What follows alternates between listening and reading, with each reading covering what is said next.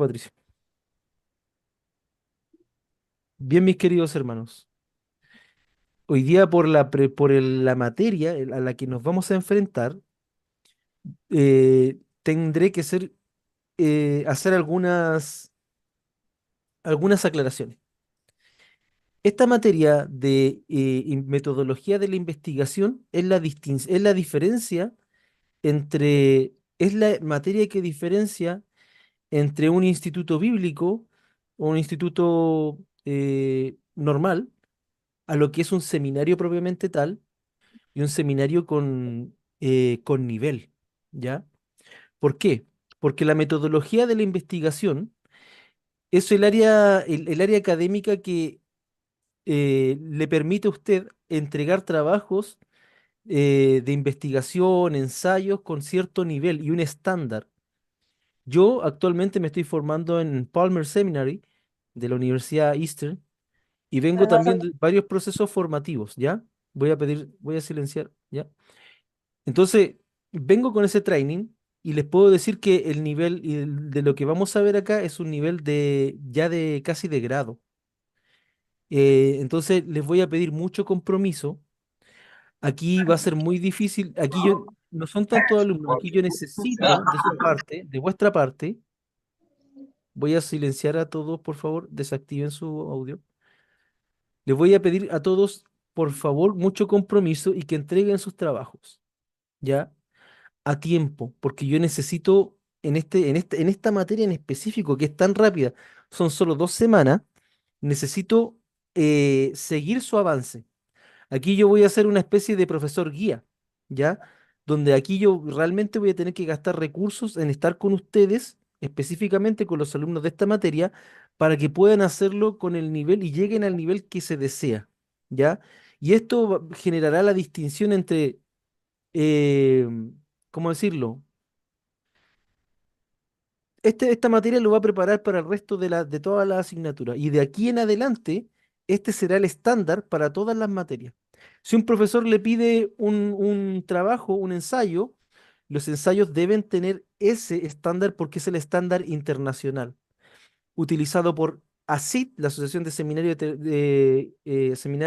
Instituciones Teológicas de Latinoamérica, y utilizado también en Estados Unidos, ¿ya? Lo que ustedes van a recibir hoy es conocimiento de primera línea, de primera fuente, ¿ya?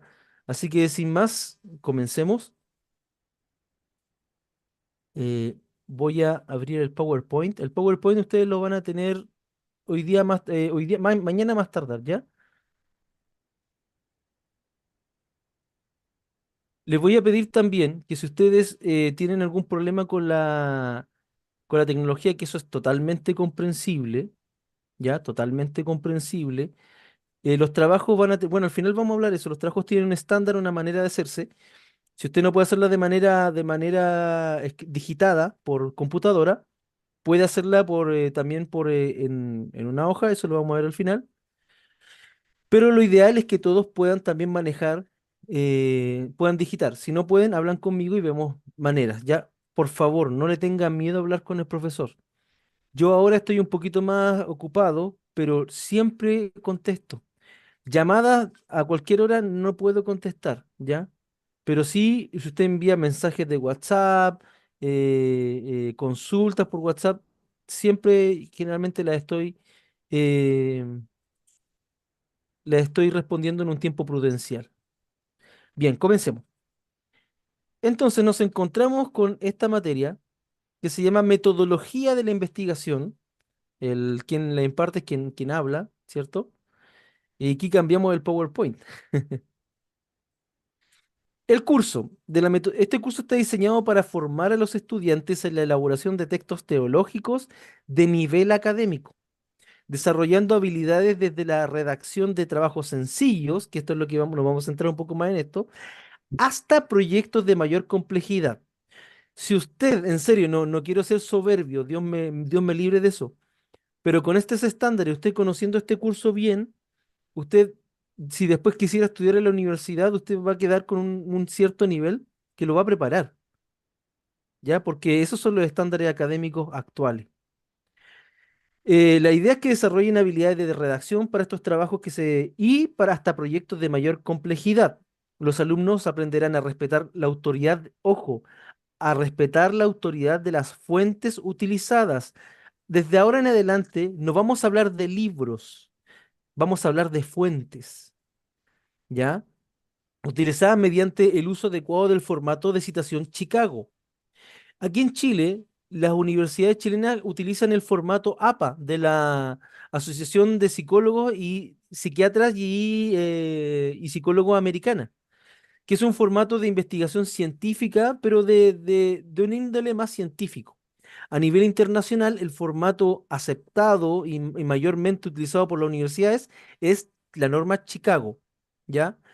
Que es reconocido como el estándar internacional en la redacción de textos teológicos. Además, se enfatiza la importancia de la integridad académica.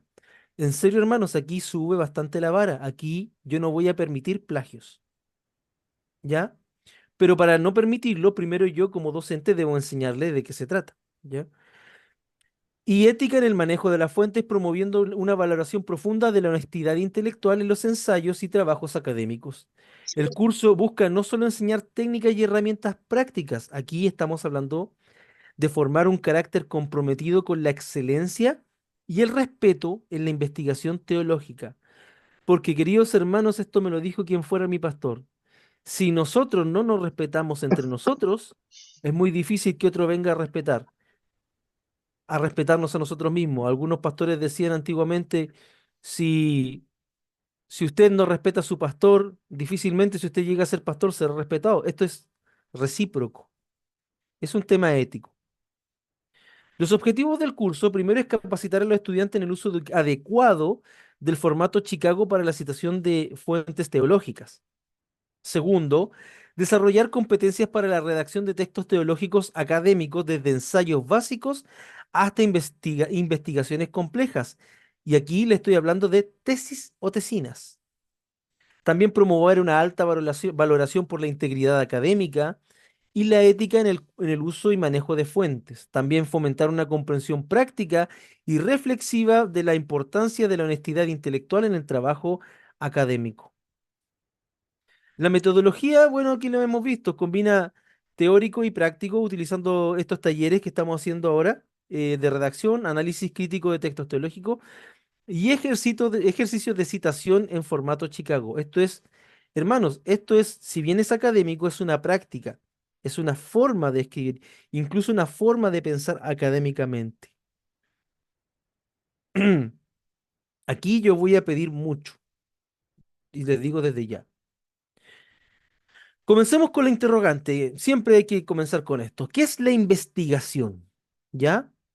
La investigación nace la investigación moderna, nace con el método científico. Puede definirse investigación como método de estudio que mediante el análisis de toda evidencia disponible sobre un problema definido proporciona una solución a una interrogante. Eso es, por ahí va la investigación. Es un método de estudio, hay una metodología que que le enseña a analizar toda la evidencia posible sobre un problema definido para proporcionar una solución, porque leer por leer lo hace cualquiera, pero leer e investigar con un objetivo de solucionar algo, eso no lo hace cualquiera, ¿ya? Investigar un tema significa coleccionar, organizar, evaluar y presentar información. Este proceso no puede lograrse sin análisis y síntesis. Ojo, análisis es un ejercicio y síntesis es otro ejercicio, aunque parezcan sinónimos. Porque la investigación es más que recopilar información. Eso lo hace cualquiera, lo hace una inteligencia artificial. La investigación exige entender, escoger, resumir, explicar. Además, los resultados de la investigación deben presentarse de una forma clara y concisa para que cualquier persona pueda seguir y entender el proceso que usted como investigador ha seguido sin tener que repetir ninguno de los pasos. Entonces, la metodología nos ayuda a que el trabajo que hacemos, la investigación que hacemos, sea ordenada, esté bien fundamentada sea ordenada y sea explicada de la manera de que cualquiera que llegue a su texto pueda entenderlo. Para que ustedes sepan, queridos hermanos, muchos de los libros que nosotros tenemos hoy en día como clásicos, muchos de los libros de teología, teología sistemática, misionología, de toda el área del conocer cristiano, comenzaron siendo tesis de pregrado o tesis de posgrado. De hecho, uno de los reyes de las tesis de posgrado, ahí tiene el hermano Samuel Pagán, ahí tiene el hermano Juan Stam, tiene muchos hermanos que se han dedicado a la investigación. Ahora, ¿esto es algo eminentemente para gente que se dedica a la academia? No, es para todos. Simplemente es una metodología de cómo recopilar información para resolver una problemática y utilizando métodos que toda la gente en todas partes puedan verificar. Eso es método científico.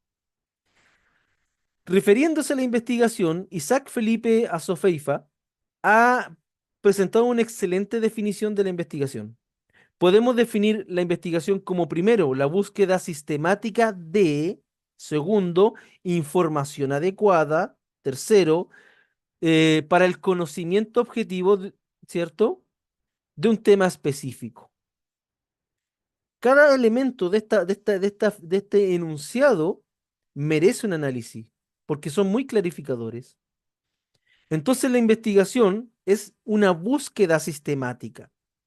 Para yo tener comenzar una investigación, debo comenzar por una interrogante, por una pregunta.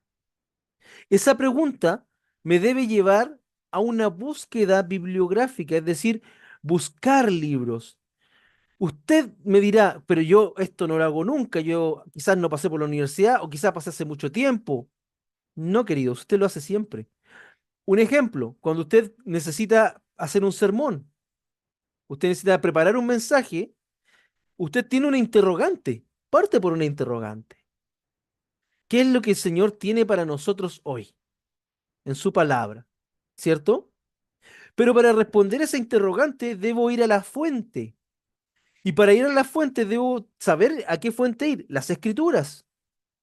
Y las escrituras, para yo hablar bien, predicar bien como corresponde, debo tener una búsqueda sistemática. Sistemáticamente debo estar investigándolas, ¿cierto? Esa búsqueda sistemática me va a proporcionar información adecuada. Esa información adecuada genera un conocimiento objetivo que viene a resolver el tema específico. ¿Me entienden? Básicamente, la investigación se trata de hacer preguntas correctas, ¿cierto? Para responder adecuadamente utilizando las fuentes adecuadas. No, aquí no hay magia negra, aquí no hay nada que pertenezca a Einstein, ¿cierto? Esto es muy pedestre y lo hacemos siempre. Solamente que muchas veces no le damos el nombre, la taxonomía. Ahora usted me preguntará, bueno, entonces, ¿qué tipo de investigaciones existen? ¿Cierto? Como parte de la investigación teológica o pastoral, es necesario siempre preparar distintos tipos de escritos, ¿cierto? Hay 8 básicos que señalan y yo escogí 7, ¿cierto? Que contienen los elementos esenciales de la investigación. Primero, la manera más elemental de hacer investigación es en el ensayo. Todos los profesores de todo seminario le van a pedir escribir ensayo, porque de esa manera eso tiene un fin pedagógico, andragógico en nuestro caso, porque nosotros no somos niños, que tiene que ver con lo pedagógico, somos personas adultas, andragógico, ¿cierto? Entonces, el más elemental es un ensayo. El ensayo es un trabajo corto de 1 a 10 páginas que explora algún tema sin el rigor de la monografía de investigación, que la monografía es mucho más rigurosa. Las opiniones de quien escribe pueden predominar, es decir, yo puedo no utilizar un volumen tan alto de citas bibliográficas, eso lo veremos más adelante. Pero todas las citas, todas las alusiones, todo el conocimiento tiene una genealogía. Toda frase, un ejemplo. Los católicos lo tienen muy, muy pegado a esto. Ayúdate que yo te ayudaré. No, la frase clásica. eh, Dios ama al pecador, pero aborrece el pecado. Y yo me pregunto, ¿de dónde, quién dijo esa frase? ¿Alguien la investigó? Y esa frase no Gandhi. está, exacto, no está en los evangelios, no está en las escrituras, lo dijo Gandhi. Pero esa frase, en serio, en mi vida, al menos habré escuchado 10 o 20 predicaciones que utilizan esa frase. Como propuesta sermonaria quizás sirve, pero no está en la escritura. Dios aborrece el pecado. Pero entonces, todo conocimiento, toda idea tiene un autor.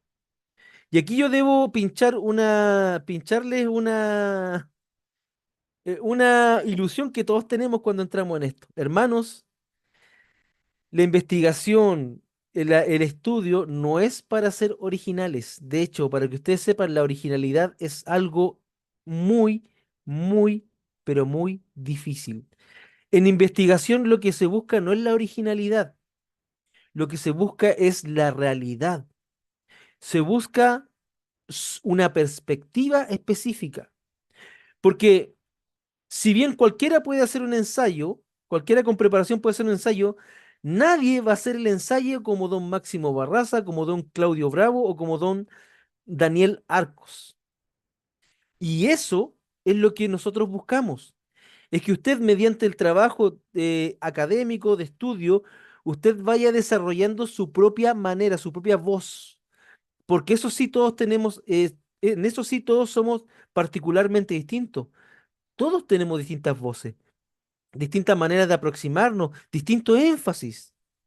Pero eso de buscar ser originales, Cristo fue original, Hijo de Dios, 100% Dios, 100% hombre, ¿cierto? Y aún así en su originalidad, Jesucristo, ¿sobre quiénes se basaba? Una pregunta popular.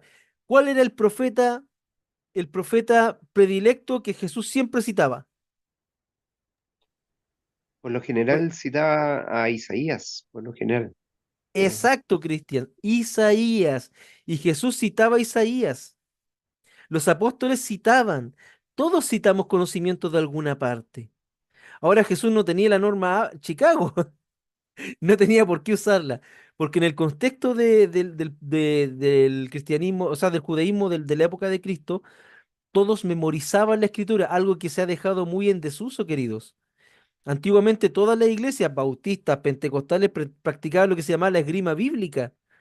Uno memorizaba un texto, ¿cierto? Y de repente habían competencias interesantes de esgrima bíblica donde se decía el comienzo del texto y el primero que lo completaba o decía la referencia ganaba. Bien, volvamos al tema. Entonces lo más elemental es el ensayo. Luego está el informe. El informe es un trabajo corto de 1 a 10 páginas que resume información sobre algún tema. La diferencia entre ensayo es que en el ensayo yo hablo.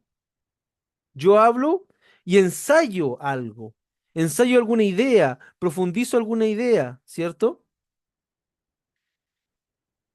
En cambio, el informe es un trabajo que busca resumir un tema, es decir, ya sea teórico o práctico. Es decir, ya queridos hermanos, estamos estudiando el libro de Mike Perman o Wayne Grudem sobre la profecía. Wayne Grudem tiene un libro muy bueno sobre profecía porque Wayne Grudem era carismático, era un bautista pero carismático, muy, muy raro. Y entonces, si yo le dijera, hágame un informe sobre eso, usted va a tener que leerse el libro de Wayne Grudem y tendrá que hacer un resumen de 1 a 10 páginas. Puede ser de un tema teórico, puede ser de un tema práctico. El tercer tipo de investigación es el sermón. Este es un trabajo escrito que se presenta oralmente, pero no deja de ser una investigación. Y eso es los que estamos en el ministerio, cualquiera que sea donde se requiera predicar o exponer, lo hacemos casi toda la semana. Y aunque el sermón tiene elementos basados en la investigación y también incluye la persuasión, pero eso lo veremos en retórica, ¿ya? Y obviamente todas las citas, los evangélicos estamos acostumbrados a citar. ¿Por qué? Porque de tal manera amó Dios al mundo que ha dado su Hijo unigénito, Juan 3:16. Tenemos eso en nuestro ADN. Porque tenemos que nosotros desde que entramos a la fe aprender a saber de qué libro, de qué capítulo, de qué versículo. Eso es citar, eso es citar. Porque la autoridad no viene de mí, viene de la palabra de Dios. Y debo citar al autor. Ya como un trabajo de investigación que lleva mucho más tiempo está la monografía. La monografía puede llevar hasta 30 páginas y la monografía agota el tema, busca agotar el tema. Es decir, usted para responder una monografía, usted debe investigar todo lo posible que se encuentre sobre ese tema. Un ejemplo, si yo quiero hacer una investigación sobre los atributos del Espíritu Santo, para escribir una monografía, yo debería tener al menos 15 libros revisados, por lo menos, y en el nivel de posgrado o de grado son al menos 50 o al menos 30 libros revisados, leídos o revisados. Entonces la monografía lleva más tiempo. La reseña bibliográfica también es una reseña sobre libros o sobre muchos libros. Antiguamente salían libros, porque antiguamente cuando no existía internet, salían libros que eran puras reseñas de muchos libros. Hay uno que se llama el Reader's Digest, o antiguamente se vendía mucho en los kioscos que era un resumen de muchos libros, entonces si tú lo ibas leyendo y con el libro que te gustaba más, ¿cierto? Si te gustaba el resumen, ibas y lo comprabas. Superior a eso, y mucho más tiempo le lleva el proyecto, ¿cierto? Quienes somos trabajadores sociales o trabajamos con ciencias sociales, los psicólogos también, profesores, conocemos los proyectos y por último las tesis. La tesis puede llevar, dependiendo si es de grado o de pregrado, puede llevarle desde 6 meses, un año, hasta varios años, hasta 4 años, para una tesis de doctorado. Y la tesis es el trabajo que puede llevar, es un trabajo agotador, es un trabajo, pero que vale la pena, pero es generalmente como el mayor tipo de investigación al cual un investigador pudiera aspirar a trabajar. Ahora, específicamente en el ensayo teológico, ¿ya? El ensayo teológico es un género específico, cuyo propósito es reflexionar críticamente sobre la fe. Y aquí tenemos que cambiar nuestro vocabulario. Porque en la academia, tanto en filosofía como en teología, el análisis crítico no tiene que ver con el análisis criticón. Una cosa es ser crítico y otra cosa es ser criticón. Generalmente nosotros en nuestro conocimiento popular asociamos lo crítico con hacer crítica, es decir, hablar acerca de los defectos de algo o de alguien. En la academia eso está prohibido. En la academia, en los estudios formales, la crítica tiene que ver con el análisis profundo, con el análisis y la comparación. Un ejemplo, cuando yo analizo los escritos de Wayne Grudem, que no es un teólogo de mi confesionalidad, y lo analizo con respecto con J. A. Packer, que es un teólogo anglicano, imagínate que los dos hacen un libro sobre el Espíritu Santo. Yo tengo que leerlos, si estoy investigando el tema del Espíritu Santo, tengo que leer esos dos libros, pero para eso debo hacer un análisis crítico, debo hacer comparaciones con lo que yo ya he leído y con lo que estoy leyendo. Eso es el análisis crítico. El análisis crítico busca desarrollar una opinión propia, porque eso es a lo que apunta toda investigación hasta el momento. Porque, en serio, la originalidad no es algo que se busca ahora. Lo que se busca es que el alumno sea capaz de desarrollar un punto de vista, una perspectiva. Pero si yo leo los textos de manera crítica, es decir, acrítica, es decir, aceptando todo lo que me dice el autor, no podré desarrollar mi propia opinión. Un ejemplo, volviendo a Grudem, Grudem tiene una posición teológica que es subordinacionalista. Disculpe. ¿A qué me refiero con subordinacionalista? En el credo niceno, en el credo de los apóstoles, dice que el Padre, ¿cierto? Existe el Padre, el Hijo y el Espíritu Santo. Los ortodoxos, la Iglesia Católica Romana y la Iglesia Protestante afirman que el Espíritu Santo proviene del Padre y del Hijo. Eso es una posición subordinacionalista. En cambio, la iglesia ortodoxa, la mayoría de la iglesia ortodoxa, dicen que no, el Espíritu Santo no proviene ni del Padre ni del Hijo, sino que el Espíritu Santo es parte de la Trinidad, también una persona independiente. Eso sonará como, oye, pero la distinción es fina. Yo le digo, sí, bienvenido a la academia. De eso se trata. Entonces yo cuando comparo la posición ortodoxa con la posición occidental, debo ver, oye, ponderar los argumentos. Debo conocer a los autores, quién lo dijo, por qué lo dijo, en qué año lo dijo. ¿Me entienden, queridos hermanos? Por eso yo me peleo muchas veces con los hermanos que compran y compran y compran libros, porque yo les digo, ya, estás comprando libros, porque seguramente eres soltero y estás ganando bien. Que le pasa mucho a los hermanos solteros que se meten en teología. Y yo le digo, ya, pero dime, ¿qué dice este autor? No, este autor dice esto, ya, pero ¿y cuál es tu opinión sobre ese autor? Ah, no sé. Entonces no lo has leído bien. Una cosa es leer y otra cosa es leer pensando, dialogando de alguna manera con el autor. Esa es la lectura crítica. Generalmente cuando nosotros recién estamos comenzando en teología, eso es muy difícil. ¿Por qué? Porque estamos recién comenzando, pero cuando ya tenemos un libro, dos libros, tres libros, ya la Biblia obviamente, que ya está constantemente repasando en nuestra cabeza y en nuestro corazón, ya podemos empezar a comparar posiciones. Un ejemplo, hay un texto que dice, no he visto justo desamparado, ¿cierto? Ni en su herencia que mendigue pan. Eclesiastés. La pregunta es, ¿quién lo dijo? Salomón, Shlomo.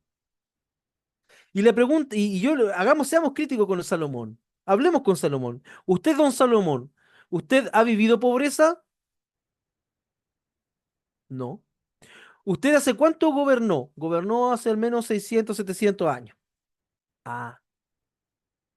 ¿Ustedes sabían que los reyes, esto está en el libro de Esther, los reyes y los grandes faraones, los gerifantes, aquellos que tienen el poder absoluto, en sus cortes prohibían que la gente llegara mal, que llegara pobre, que llegara con tela rota, con su ropa rota, incluso tenían que llegar todos llenos de risa. ¿Por qué?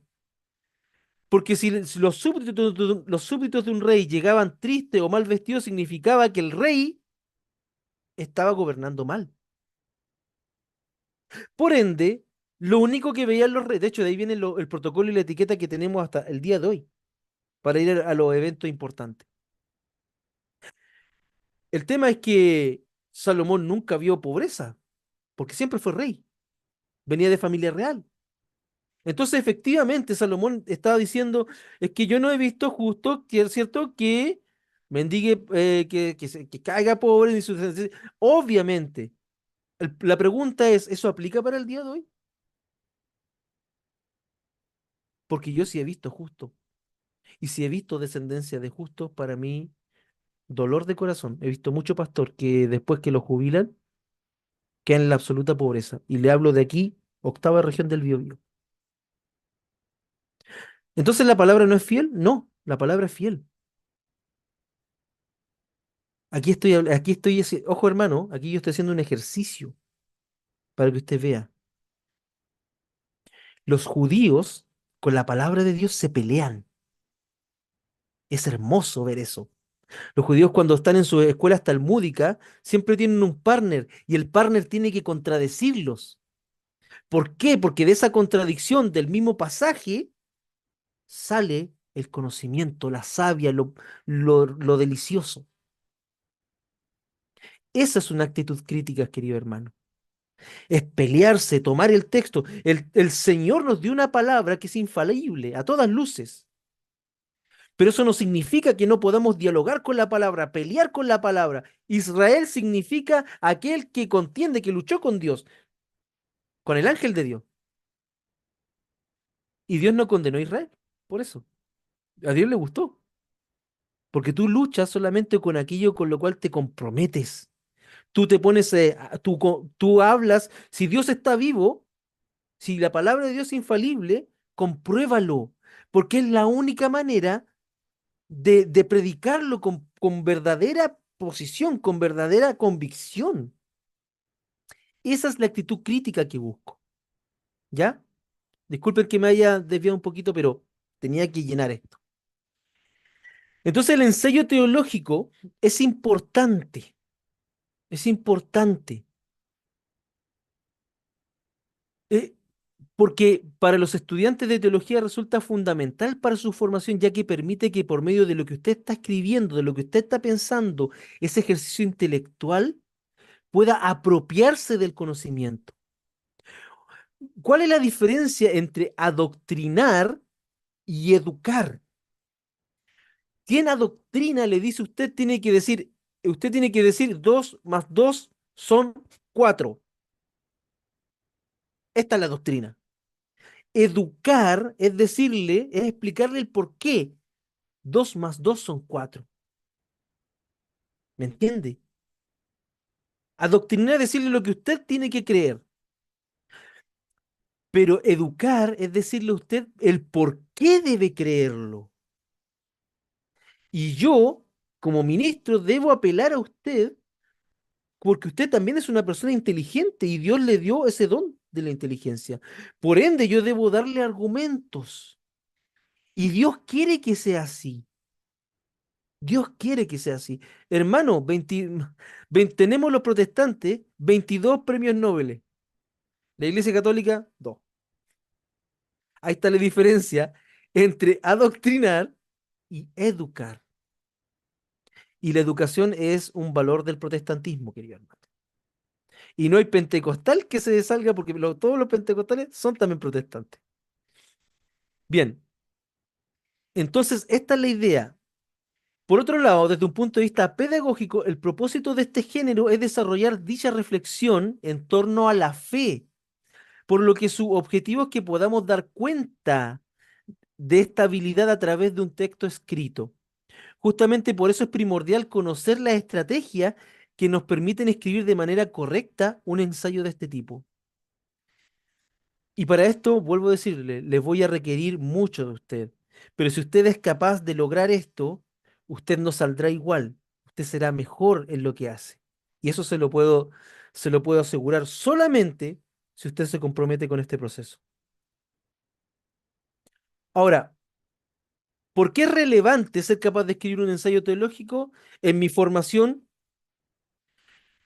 ¿usted le ha pasado que han escuchado a gente defender o hablar sobre sus creencias sin ningún fundamento o sin un fundamento suficiente? Un ejemplo, la típica. De hecho, ¿saben por qué yo comencé a estudiar teología? Porque una vez, no, muchas veces en realidad, querido hermano, me acuerdo que hace muchos años yo veía que la TVN, en los años 80, no sé si ustedes se acordarán, cuando se entrevistaba a un sacerdote católico, ¿cómo era su hablamiento? ¿Cómo era su lenguaje? ¿Cómo era su fundamentación? Y después, cuando muchas veces lo hicieron en tono de burla, cuando entrevistaban al pastor evangélico, muy ungido de mucha predicación, el hermano no era capaz de articular un discurso, de fundamentar su discurso. Y eso debe cambiar, porque tenemos fundamento. Y si el Señor ha permitido a gente como yo invertir ingentes cantidades de dinero y de vida en formación, por favor, aprovechemos esto. Porque en serio le aseguro que si usted aprende esto, después será mejor.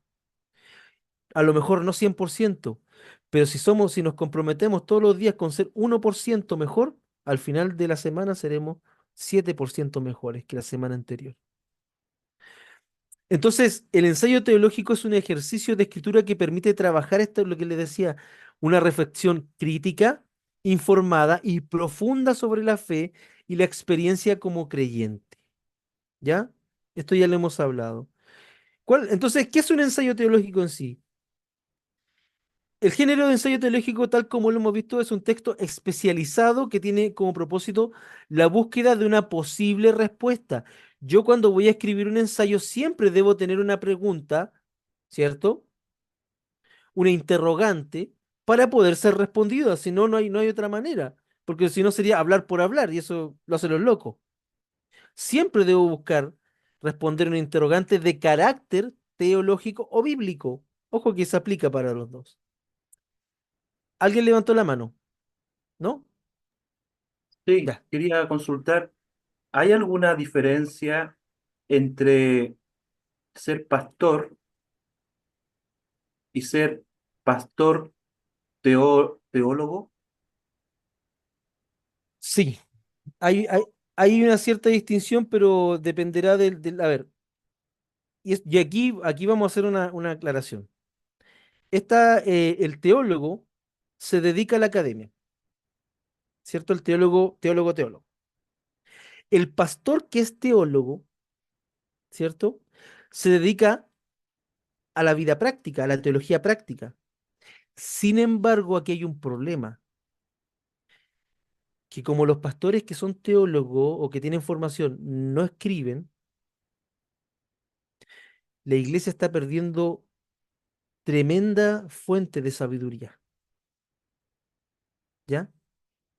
¿Alguien se puede preparar para el ministerio? Por supuesto, y quedarse en el ministerio y no seguir, eso es válido. ¿Debe prepararse? Sí, y si se puede preparar lo suficiente, mejor todavía. Aún así, es necesario que aprenda a escribir ensayo. ¿Por qué? Porque si usted tiene, partiendo por los sermones, los estudios bíblicos, y también muchas veces una entrevista o escribir un artículo en el diario, que yo conozco muchos pastores que escriben, no sirven esta herramienta. El, lo ideal desde la iglesia a la que yo represento y en la que yo participo, lo ideal es que los pastores sean teólogos. Por eso nosotros usamos una estola o bufanda negra que representa el ministerio docente del pastor. Yo le digo con esa estola negra a la comunidad que el pastor ejerce un rol docente. Eh, entonces existe el hermano del ministerio que sí requiere aprender estas cosas, pero no a nivel de profundidad. Pero aquí lo que cambia son los grados de profundidad. El hermano que va a aprender tiene que aprender a escribir ensayos. El hermano que es pastor y teólogo también estará escribiendo cosas, pero quien se dedica exclusivamente a la academia tiene un nivel de exigencia mucho más amplio y de hecho eso yo lo estoy viviendo en posgrado, ¿ya? Pero en todo nivel es importantísimo conocer esto, ¿ya? No sé si respondo, espero haber respondido. Pero ojo, sí hay distinción. Ojo que aquí el nivel que se exige es un nivel para que usted responda a los ensayos. Pero aquí no le voy a pedir que escriba la suma teológica, no le voy a pedir que escriba la teología sistemática. No, no, no, no, no. Tranquilo. Esto es para que nosotros en este nivel podamos comenzar a crecer en esta área. Avancemos pues. Aquí no sé si se puede apreciar bien. Esto es lo que yo quiero que ustedes logren y esta es la estructura de un ensayo teológico. ¿Ya? El ensayo teológico tiene una introducción, desarrollo y conclusiones, como cualquier ensayo. Es decir, si yo le pido a usted, cuando yo le pido ensayo, el ensayo como en estructura básica debe tener una introducción, un desarrollo y conclusiones. Ya. Pero en el punto, hoy día vamos a ver solamente el punto número uno. Para comenzar el ensayo debo comenzar estableciendo una pregunta. La pregunta puede ser dada por el docente, es decir, yo les digo a ustedes, hermanos, quiero que hagamos, que escriban un ensayo de hasta 10 páginas. A mí me lo hacen, toda la semana tengo que escribir ensayo así, hermano, por si acaso, me lo exigen a mí en posgrado. De hasta 10 páginas quiero que escriban un ensayo sobre el rol del Espíritu Santo en la iglesia de hoy. Entonces ahí yo le establezco una interrogante. Pero también puede ser un ensayo libre. Hermano, quiero que escriban un ensayo sobre el rol sobre el Espíritu Santo en Hechos. Y ahí usted tendrá que establecer la pregunta. Todo parte por una interrogante. Y después de la interrogante voy hacia adelante. Pero este es el mapa que yo espero que usted conozca bien, porque esta es la estructura básica de un ensayo teológico. Entonces, parte estableciendo una pregunta, luego tengo que enmarcar la respuesta, luego problematizar, luego ver qué línea de reflexión llevo, luego las perspectivas sobre el cuestionamiento, valoración crítica, que eso está en el desarrollo, y al final la respuesta a la pregunta y la reflexión personal. Pero para efecto, ojo hermano, tranquilo, no se me aprobleme, porque obviamente esta estructura para efectos de este curso en específico va a ser más sencilla. Lo importante es que conozca los pasos, ¿ya? Y no le voy a pedir 10 páginas, tranquilo, tranquilo. Entonces partamos por el establecimiento de la pregunta. Recordamos que las preguntas, ¿ya? Aquí tenemos un ejemplo de una interrogante, ¿cierto? Pero cómo, y quiero que analicemos cómo la está respondiendo esta persona para que ustedes evalúen, me digan, oye, ¿qué está pasando aquí? ¿Ya? La interrogante es, ¿qué es la teología? ¿Ya? Y veamos cómo la responde esta persona. Es probable que sea la pregunta que más recurrentemente se me ha planteado desde el momento de que opté dedicar mi tiempo y esfuerzo. Me atrevo a decir que mi vida al estudio y posteriormente, al menos así lo espero, al ejercicio de esa ciencia. En cambio, pienso que no he tenido la suficiente lucidez para ensayar una respuesta que me parezca totalmente satisfactoria. Esta pregunta no solo se presenta como un cuestionamiento únicamente propio, sino que ha surgido como planteamiento a lo largo de los años por múltiples filósofos y teológicos, más aún considerando la situación actual de la Iglesia. Por otra parte, pienso que resolver esta cuestión no es un asunto baladí, un asunto fácil o... eso es una palabra española muy castiza, sino que por el contrario puede ser determinante de cara a mi formación y futuro desempeño como teólogo. Algo similar fue planteado por Santo Tomás de Aquino en tanto. Pregunta, queridos hermanos, según lo que les leí, ¿esa persona ha respondido la interrogante?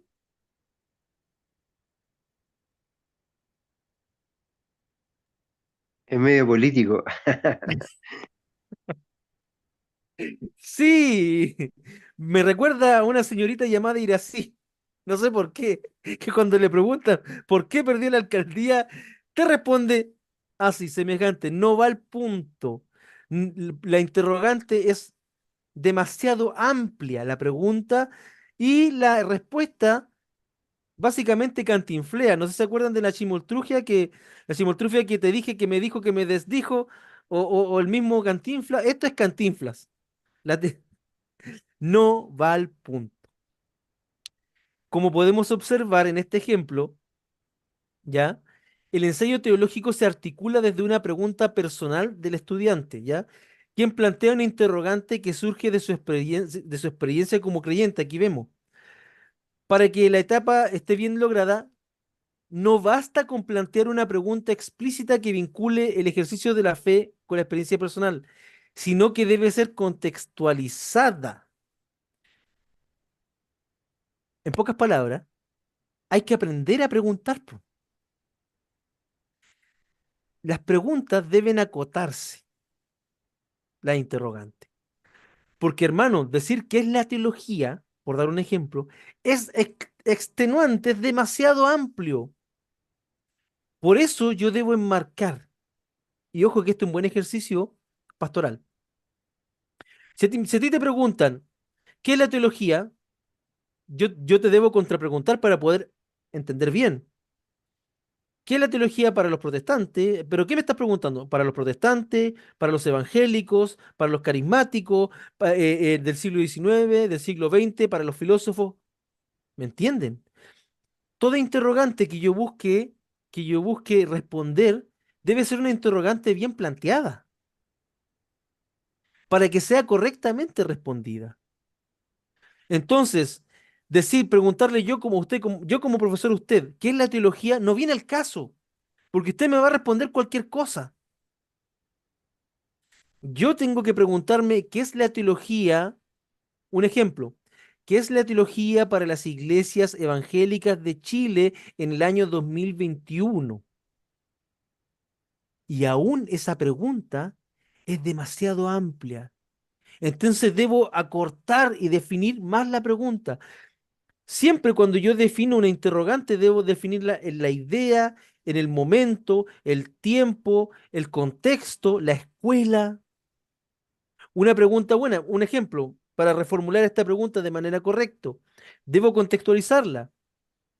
¿Qué es la teología para los hermanos de la Iglesia El Camino Chile en el año 2024? Es una buena pregunta, porque me da una referencia. Ah, tengo que buscar primero quiénes son los hermanos de la Iglesia del Camino, qué cree la Iglesia del Camino, ¿cierto? ¿En qué tiempo se formó la Iglesia del Camino? ¿Cuál es la... ¿Me entienden?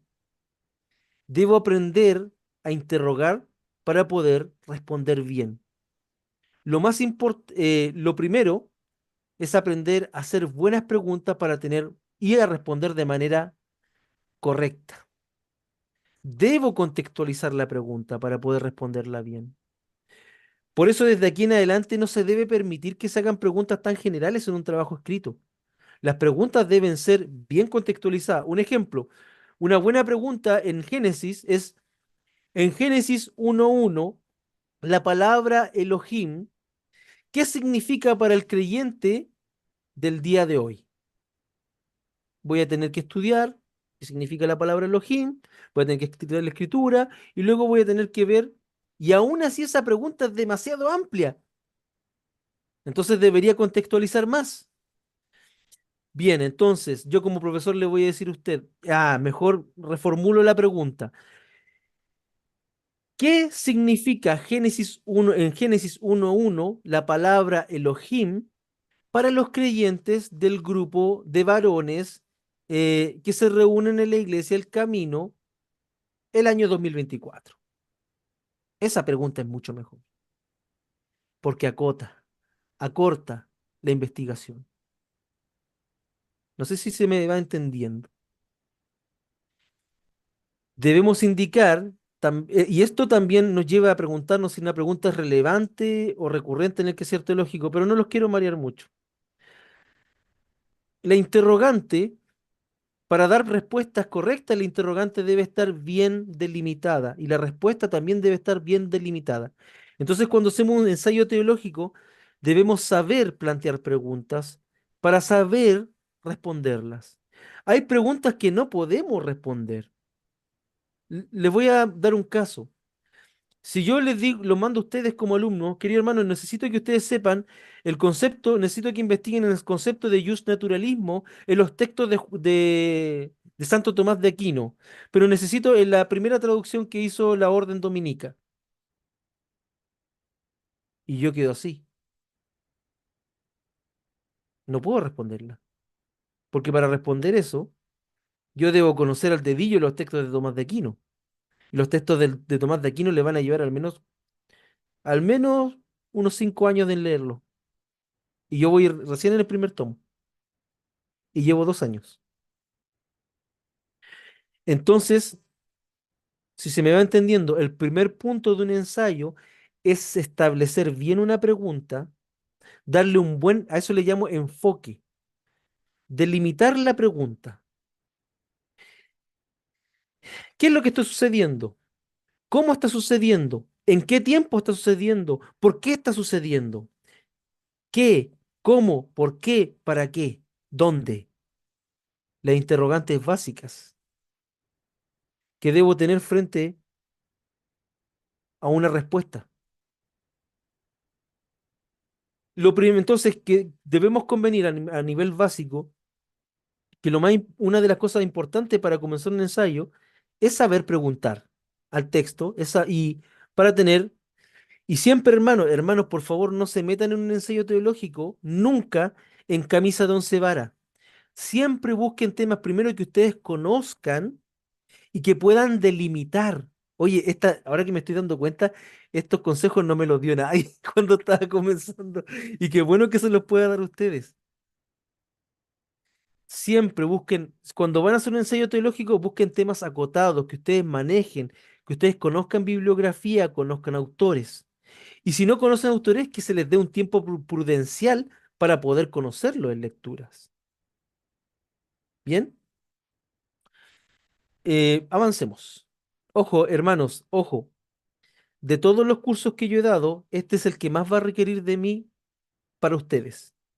Así que por favor, si no alcanzan a tener interrogante, ustedes tienen todo el derecho de expresar sus dudas y consultas por WhatsApp o enviarme mensajes para poder responderlas. Y cuando esté haciendo su trabajo, por favor, ya, porque esto también es una cosa que se hace uno a uno muchas veces, ¿ya? Y tienen mi disponibilidad. Bien, aquí vamos a ver cómo debería haber sido planteada la interrogante. Quiero que aquí todos juntos, miren, ¿cómo se responde bien a esta pregunta? ¿Qué es la teología? Y aquí responde de mejor manera. Es probable que sea la pregunta más recurrente que se me ha planteado desde el momento que opté por dedicar mi tiempo y esfuerzo. Me atrevo a decir que en mi vida, al estudio y posteriormente, al menos así lo espero, al ejercicio de esa ciencia. Em, no, pues aquí no. A esta no le responde, perdón. Eso no. No, aquí este es un análisis de las ideas. Esta comparación, me van a disculpar. Entonces aquí tenemos qué es la pedagogía y aquí tenemos todo como cantinflea el autor. No fui yo por si acaso, tomé un texto X. Y aquí podemos ver todas las ideas que utiliza, todos los planteamientos que utiliza para responder nada. Entonces a la persona se le pregunta, ¿qué es la teología?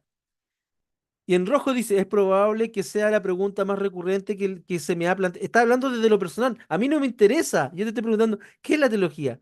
Y luego cambia. En cambio, pienso que no he tenido la suficiente lucidez para ensayar una respuesta. No me sirve. Sigue planteando. Esta pregunta no solo se presenta como un cuestionamiento únicamente propio, sino que ha surgido. No me sirve. Luego dice, cambia.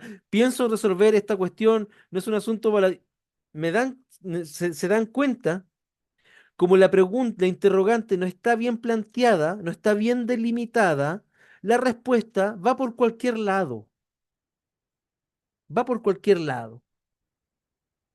Porque si a usted le pregunto yo como profesor, ¿qué es la teología? Vuelve a lo mismo. ¿Qué es la teología para mí, para la iglesia medieval, para la patrística, para mi denominación, para el Estado, para los políticos? ¿A quién le está preguntando? Ah, a mí. ¿Qué es la teología? Pero si yo no sé, yo estoy aprendiendo teología. ¿Qué es la teología conforme a qué? Conforme a qué autor, ¿me entienden? Nosotros, para generar una conciencia crítica, debemos analizar las preguntas de manera crítica. Y esto también va en contra mía, porque si yo le llego a plantear una interrogante mal hecha, usted tiene todo el derecho de pedir una reformulación, ¿ya? Pero dejemos esto por aquí, dejémoslo acá, ¿ya? Vamos a pasar a un tema más tranquilito. Hablemos de plagio. Porque les dije que este curso no solamente les va a enseñar la estructura, también les voy a enseñar se tiene que, el por qué se debe citar la fuente. Y tiene que ver por una palabrita llamada plagio. Porque tenemos que asumir, sobre todo en el año 2024, que es muy difícil, casi imposible, ser totalmente original. Toda, toda, toda proposición, incluso hay interrogantes que son clásicas y que pertenecen a ciertas personas. Eso lo saben los matemáticos. Hay interrogantes que de la época medieval, incluso los musulmanes, han planteado interrogantes matemáticas que se han demorado 500, 600 años en responderse. Todo tiene un autor. Y en la academia, los estudios académicos, uno debe dar eh, el crédito el crédito de la idea o de las ideas que yo tomo para poder escribir mi ensayo. Pero, Pastor Cristian, ¿es válido que yo utilice otros autores para poder hacer mi ensayo? Por supuesto que es válido, porque todas las ideas tienen un autor. Desde cuando yo cito las Sagradas Escrituras hasta libros devocionales, todo tiene un autor. Y es ético, es cristiano dar la referencia y dar el crédito al autor. Ahora, eso es para evitar el plagio. El plagio es atribuirse una idea que yo no creé. Hubo un caso muy grande, y esto no es chismerío, si esto se sabe. No sé si ustedes han oído hablar del concepto de gente tóxica. Los jóvenes siempre, hoy esta persona es tóxica, la que me toxiquea. Eso viene de un libro de Bernardo Stamateas, pastor evangélico, que se llama Gente Tóxica. Pero Bernardo Stamatea se escribió el libro y fue un boom porque, de alguna manera, porque él, aparte de ser pastor, es psicólogo. Eso se da mucho en Argentina porque como la educación hasta hace harto tiempo atrás era gratuita, entonces cualquiera podía estudiar, si tenía las capacidades, podía estudiar una carrera. ¿Qué pasó? Se descubrió que el concepto, y incluso la mayoría del libro de Gente Tóxica de Bernardo Stamateas, era el plagio de de una tesis de doctorado de una psicóloga norteamericana. La psicóloga norteamericana se dio cuenta y demandó. Yo no sé en qué quedó esa demanda, pero lo que sí quedó claro, porque ella demostró porciones de su tesis, que Bernardo Stamateas había vendido un libro con una tesis que no le era propia.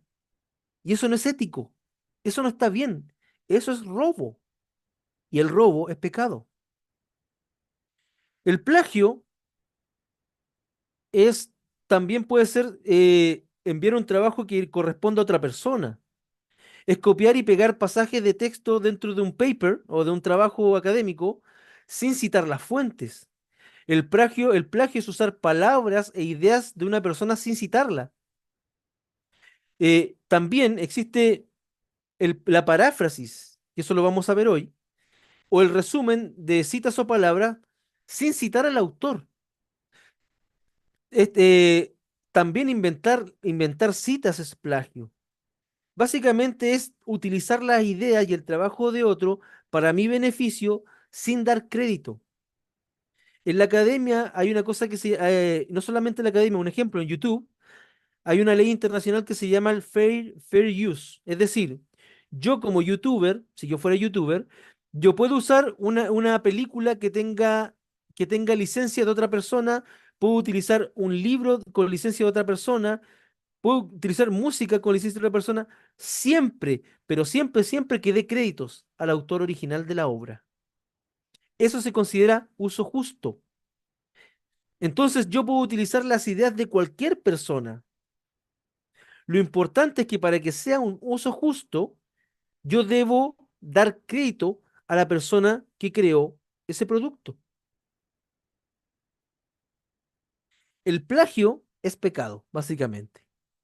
El plagio, en serio, esto de la academia y esto de estudiar, hermanos, tiene mucho de honor también, porque yo debo comprometerme en no plagiar. Tengo que comprometerme en muchas cosas, yo cuando entro a estudiar. En hacer mis pagos, en no plagiar, en asistir a las clases que pueda, a todas las que pueda, en hacer mis tareas, en enviar. Es un código de honor. De hecho, antiguamente eso no se exigía. Y hoy en día, queridos hermanos, hay muchas universidades norteamericanas que exigen que uno firme el código de honor. Y de hecho, si, para que ustedes sepan, yo tengo acceso a páginas que revisan textos y me dan el índice de plagio. Entonces, si usted me entrega a mí un trabajo que está plagiado o que tiene citas sin dar, yo lo sabré y tendré que poner nota mínima. Y no le estoy exigiendo nada que sea baladí, es lo que se me exige a mí hasta el día de hoy. Entonces, para que usted sepa, yo tengo que enseñarle a cómo no plagiar también, pues. Así que tranquilo, tranquilo. Bien, ¿cómo evitar el plagio? Era lo que venía después. Para evitar el plagio, usted tiene que dar crédito cuando usa las ideas, opiniones y teorías de otras personas. Cuando usted usa datos, estadísticas, gráficos, dibujos, música o cualquier tipo de información que no viene del conocimiento común, eso lo veremos en la próxima clase, lo que es conocimiento común. Cuando usted usa citas que son palabra hablada o escrita de otra persona, ojo, ojo, si usted está citando una frase de una predicación de Gille Ávila que dijo en audio y ese audio está registrado, eso se considera plagio. Y aunque no estuviera registrado, sigue siendo plagio. Por eso, muchas veces la gente que no conoce la universidad, que no conoce los institutos, se reía de nosotros porque nosotros siempre decíamos, como dice Agustín de Hipona, o como dijo las Sagradas Escrituras. ¿Por qué? Porque nosotros, cuando entramos a estudiar al seminario, tenemos que ir acostumbrando a dar crédito. Como dijo el hermano Patricio en su trabajo, y yo debo citarlo,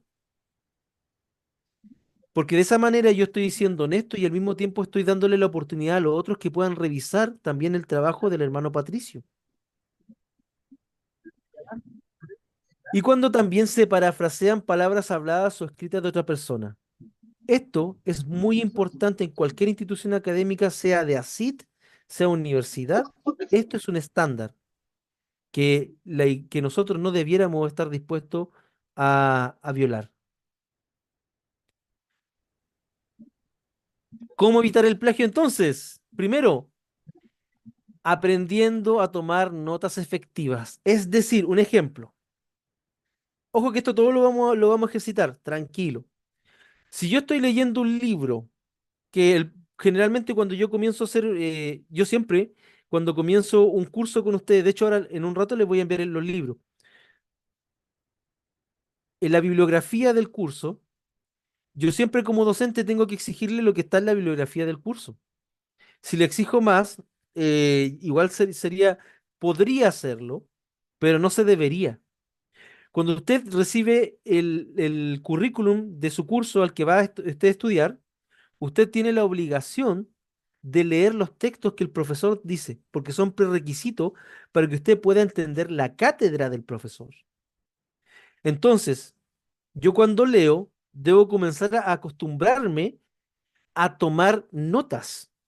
Yo tengo libros que están llenos de post-it, no sé si conocen esto, porque hay frases, hay palabras que son tan buenas, hay ideas tan buenas que yo las anoto, pongo la página, el autor, y me voy llenando de estas notas que después me van a servir para cuando quiera utilizarlo para un ensayo académico. Entonces tengo que aprender a tomar notas de las lecturas que tengo. Otra manera de evitar el plagio es organizar las fuentes. Fuentes. Las fuentes para el teólogo son libros. Debo organizar los libros.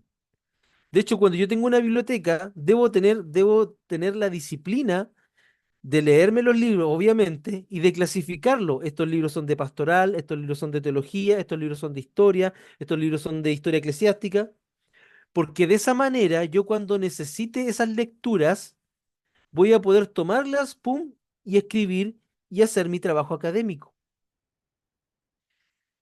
También se puede evitar el plagio parafraseando, resumiendo y citando apropiadamente. Eso es válido. Eh, eso lo veremos más adelante, así que tranquilo. Utilizando conocimiento común y citando las fuentes correctamente. Entonces, ¿qué es parafrasear y resumir? Parafrasear es cuando usted pone las ideas de otro autor en sus propias palabras. Es eso. Para evitar el plagio, cuando esté usted parafraseando, es esencial que usted no incluya muchas palabras del texto original.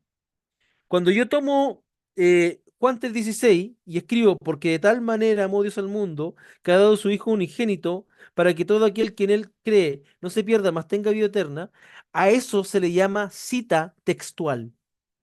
Es decir, yo tomé del libro y lo puse textual. ¿Eso es válido? Sí, hermanos, es válido. Pero así como nosotros lo hacemos, ponemos Juan 3:16, es eso citar, es decir, la fuente. Parafrasear no es lo mismo que citar textualmente. Citar textualmente es poner copy, paste, es decir, copiar y pegar. Parafrasear es cuando yo digo lo mismo, pero en mis propias palabras. Hacer un ejemplo de paráfrasis. Una paráfrasis de ese mismo texto sería, Dios nos amó tanto, tanto, que dio a su Hijo para morir por nosotros. Y eso es una paráfrasis. Entonces yo, en esa paráfrasis, debería poner Juan 3:16. ¿Se me entiende? Esa es la paráfrasis, es decir, lo mismo que dijo el autor, pero en mis propias palabras. Y si yo parafraseo, pero citando al autor que lo dijo originalmente, eso es válido, es totalmente válido. Usted puede parafrasear, es válido parafrasear. Resumir suena igual, pero no es lo mismo. es cuando nosotros utilizamos con nuestras propias palabras, resaltamos los puntos claves o la idea principal del texto original, reduciendo significativamente su longitud. Entonces, res- em, eh, parafrasear es decir casi lo mismo, pero con nuestras propias palabras. Pero resumir es decir el amor de Dios. Sobre el texto de Juan 3:16, el amor de Dios es tan fuerte que lo dio todo por nosotros. O más resumido, Dios es amor. Ojo que esto no es perfecto, estoy dando ejemplos, querido hermano. Pero tranquilo, voy a seguir dando ejemplos para que se entienda bien la idea.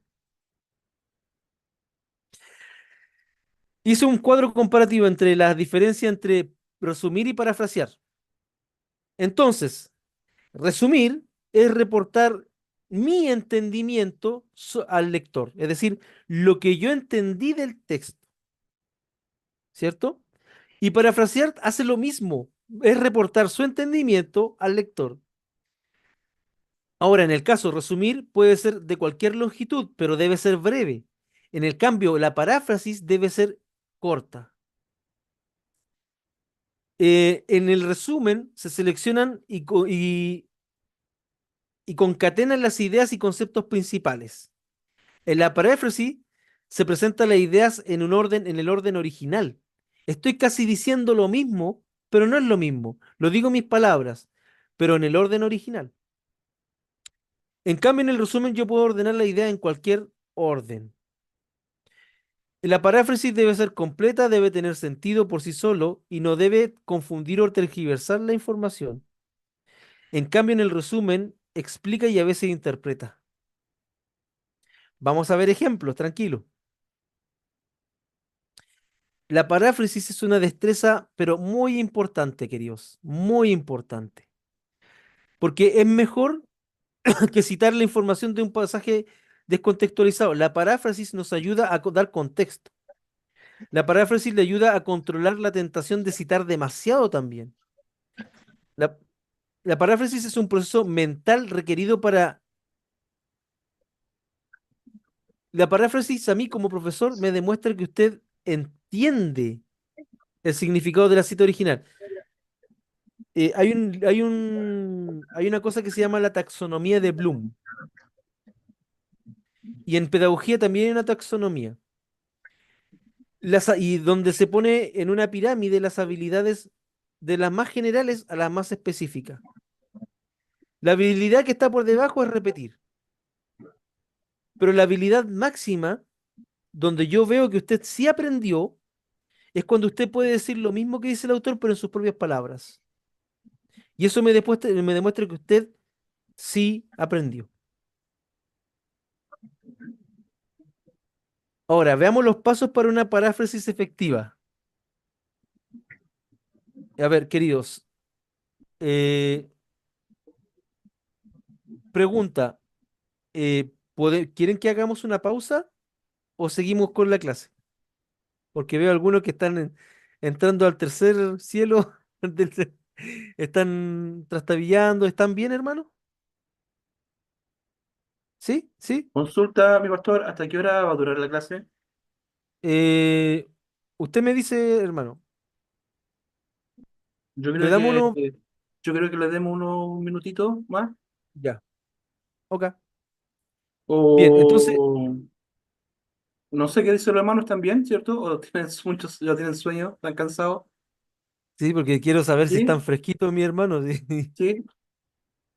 Ya, ya. Eh, bueno, tratemos de darle una hora prudente, ¿cuánto necesita usted más o menos para ir avanzando rápido, mi pastor? 20 minutos tranquilo, 20 minutos, 15 minutos. Ya, listo. Perfecto. Démosle en 15 minutos, mi pastor. Por si acaso, por eso yo les voy a enviar el PowerPoint y por eso les voy a enviar los libros, el libro, y por eso ustedes tienen para que tengan todos esos recursos ya, y si háganme preguntas ya. Bien, volvamos.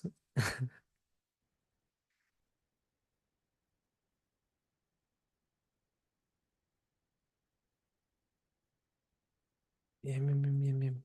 Ustedes son unos verdaderos guerreros. Yo honro su esfuerzo, hermano. Bien, aquí ustedes verán los pasos para una paráfrasis. Veamos ejemplos de una paráfrasis, ¿ya? El texto original, 45 palabras en inglés, ya. Un ejemplo. Esto ustedes después lo van a poder ver. El texto original dice, tradicionalmente, en discursos orales o escritos, el pronombre masculino él fue usado como un pronombre para referirse a una persona cuyo género era desconocido e irrelevante al contexto.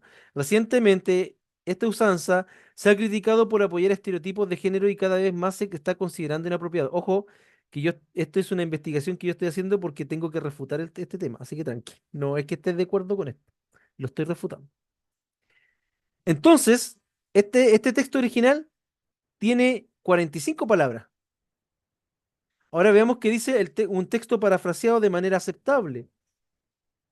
Si el género de una persona era desconocido o no era importante para el significado de textos orales o escritos, era la costumbre usar el formato masculino él cuando era necesario un pronombre. Sin embargo, ha habido una preocupación creciente acerca de esta práctica en su uso moderno porque aparenta beneficiar a los estereotipos basados sobre género. Mi paráfrasis dice lo mismo, ¿ya? Pero las palabras han cambiado, las oraciones han sido reestructuradas, la longitud es más o menos la misma, ¿ya? Y se hace la referencia, ¿pueden ver la citación? Esa se llama cita corta, Smith, ¿cierto? Coma, 2010, página 24. Entonces a mí esa cita corta, inserta se llama, me dice que eso lo dijo Smith, me estoy basando para mi paráfrasis en lo que dijo Smith el año 2010 en la página 24. Esa bibliografía corta me lleva a la bibliografía que está siempre al final de los libros, ¿ya? Para que yo pueda ir revisando. La paráfrasis es decir lo mismo, pero en mis propias palabras. A eso le voy. A eso voy. Así que tranquilo, no es algo ajeno a lo que nosotros hacemos siempre. Un ejemplo de información resumida correctamente. Ojo, aquí está la diferencia entre paráfrasis y resumen. Por favor, pongan atención. Voy a leer. El texto tiene 103 palabras en inglés. Ojo, el texto resumido tiene 31.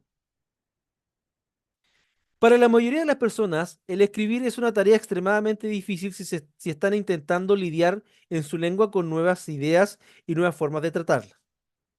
El sentarse a escribir puede ser una experiencia agonizante, que no necesariamente se hace más fácil con el paso del tiempo y la acumulación de experiencia.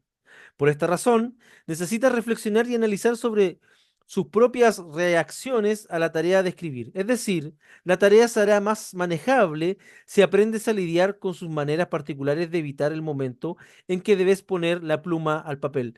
Taylor, 1989, página 3. Está citado correctamente.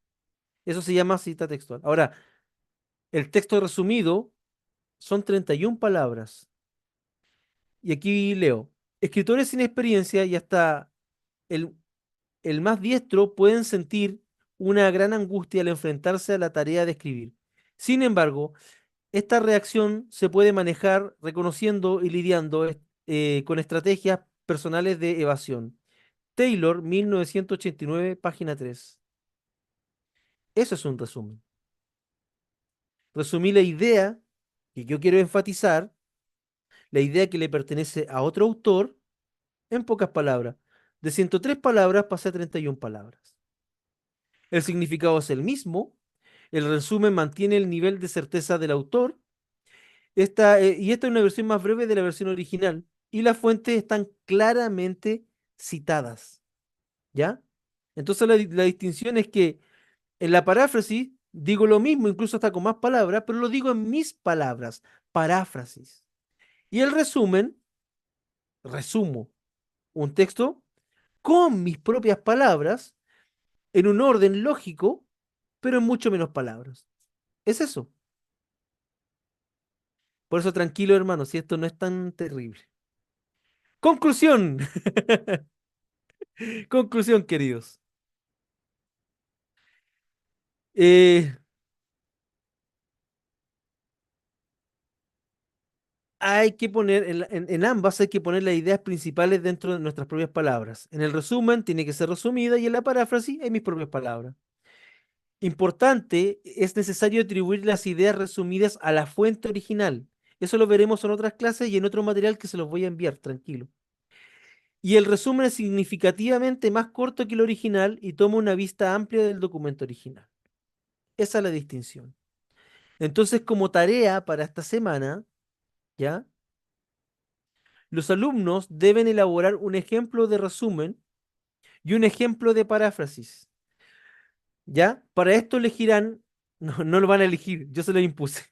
El pasaje de Génesis capítulo 1, todo el capítulo lo van a leer y de este escribirán un resumen y una paráfrasis del mismo. Esta tarea debe ser enviada a mi correo, profesorcristian.vidal@gmail.com, que es un mail que creé exclusivamente para resumir sus tareas. Enviarán este trabajo en formato Word, letra Arial, tamaño de fuente 12, con sangría al comienzo de cada párrafo y con un interlineado de 2.0. Todo este texto debe venir justificado.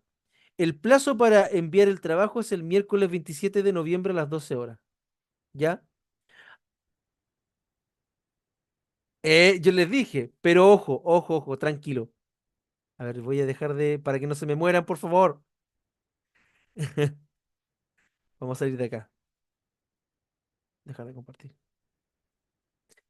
Para hacer esta tarea, tranquilos, tranquilos. Para hacer esta tarea ustedes me la deben enviar a mí, o'clock, el miércoles 27 de noviembre, a las 12 horas a más tardar. Pero quienes tengan problemas con escribir, me lo pueden escribir en una hoja, le sacan foto, me la mandan a ese correo, ¿ya? A ese correo me la mandan, o me la mandan, ya, por última instancia, por WhatsApp.